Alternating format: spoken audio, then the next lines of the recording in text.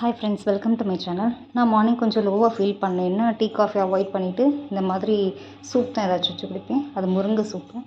நைட்டே case ஸ்டவ்லாம் clean பண்ணிட்டு போயிடுவேன். அப்போ தான் காலையில் எழுந்திரிச்சி சீக்கிரம் சமைக்க முடியும். மாமனாருக்கு மட்டும் டீ போட்டுடுவேன். மற்றபடி என்னோடய கிட்ஸ்க்கு பால் தான் கொடுப்பேன். அதுமாதிரி காலையில் எழுந்திரிச்சி வந்ததுமே அரிசி அதுமாதிரி ஊற வைக்கிறதெல்லாம் காலையிலேயே கொஞ்சம் ஹாட் வாட்டர் பாயில் பண்ணி அதில் ஊற்றிச்சேன்.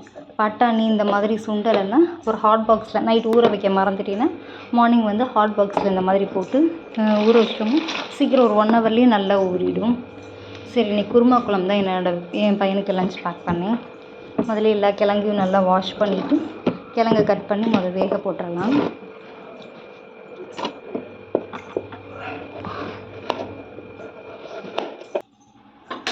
ஸ்டவ் ஆன் பண்ணி கிழங்க வேக போட்டுருவோம். கிழங்கு வெந்துகிட்டே இருக்கும்போது நம்ம வெங்காயம் தக்காளி அதெல்லாம் நறுக்கணும்ல, அதெல்லாம் ஒரு ஓரமாக நறுக்கி வச்சிடலாம். கிழங்கோட லைட்டாக கொஞ்சோண்டு உப்பு சேர்த்து பாயில் பண்ணிங்கன்னா சீக்கிரமாக வெந்துடும். அதுமாதிரி பட்டாணியும் கொஞ்சோண்டு அவ்வளோ நேரம் ஒரு 1 ஹவர் கிட்டே ஊற வச்சிட்டேன். ஸோ அதையும் போட்டுட்டு சேர்த்தே ஊற வச்சிடலாம். டேரெக்டாக முதலே உப்பு போட்டோன்னா தான் கிழங்குல பட்டாணிலலாம் உப்பு சேரும். லாஸ்ட்டாக குழம்புக்கு மட்டும் போட்டோன்னா உப்பு சேரும். அதேமாதிரி இந்த தேங்காய் தண்ணி குடிக்கிறதுனால அவ்வளோ நன்மைகள் நமக்கு இருக்குது. அதனால் அதை யாரையும் வேஸ்ட் பண்ணிடாங்க.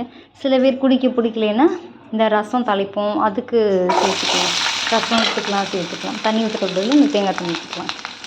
வெங்காயத்தை நல்லா சில பேர் வெங்காயத்தை வந்து அப்படியே டேரெக்டாக பச்சையாகவே அரைச்சி ஊற்றிடுவாங்க. அது நல்லா இருக்காது.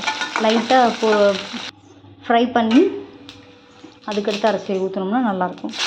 அதுமாதிரி பச்சை மிளகாலாம் அப்படியே போடாமல் லைட்டாக பச்சை மிளகாய் இதை மிக்சியில் அரைக்காமல் லைட்டாக இந்த இடிகளில் பச்சை மிளகாய் இஞ்சியெல்லாம் லைட்டாக தட்டி போட்டால் கூட கொஞ்சம் டேஸ்ட்டாக இருக்கும். தக்காளி வெங்காயம் எல்லாத்தையும் மொத்தமாக வதக்கியாச்சு. லைட்டாக மல்லிப்பொடி அதுமாதிரி குருமா குழம்புக்கு கலர் சேஞ்ச் ஆகக்கூடாது. அதனால் அவ்வளோவா மஞ்சள் பொடி ரொம்ப சேர்க்காதீங்க. அதுமாதிரி கலரும் மாறக்கூடாதுக்காக மிளகாய் பொடி அது மாதிரி எதுவுமே சேர்க்காதீங்க. மிளகாய் பொடி குழம்பு மிளகாத்தூள் எதுவுமே போடாதீங்க, இல்லைன்னா கலர் சேஞ்ச் ஆகிடும், டிஃப்ரெண்ட் ஆகிடும். ஸோ அந்த காரமே அந்த பச்சை மிளகா தான் காரமே குருமா குழம்புக்கு. அதுமாதிரி உருளைக்கிழங்கு முதலே வேக போட்டுறாதீங்க, குழம்போடு சேர்த்து போட்டுறாதீங்க. அது ரொம்ப பாயில் ஆகிடும். அதனால் பட்டாணியை மட்டும் நான் பாயில் பண்ண போட்டுருக்கேன். அப்புறமா லாஸ்ட்டாக தேங்காய் அரைச்சி ஊற்றியாச்சு. உருளைக்கிழங்கு எப்போனா குழம்பு இறக்குறதுக்கு ஒரு 1 மினிட் முன்னாடி இல்லை ஒரு 1/2 மினிட் முன்னாடி போட்டாலே போதும்.